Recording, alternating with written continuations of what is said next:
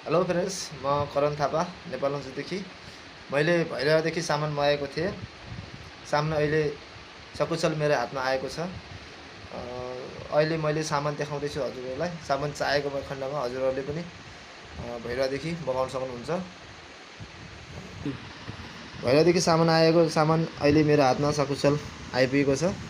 मैले यिनी सामानहरू लिएर आएको थिएँ र भैरव दाइहरूलाई धेरै धेरै धन्यवाद।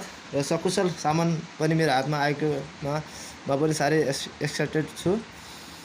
धन्यवाद। र चाहनु भएकोमा हजुरहरूले पनि भैरव दाइसँग सम्पर्क गरेर सामान लिन सक्नुहुन्छ।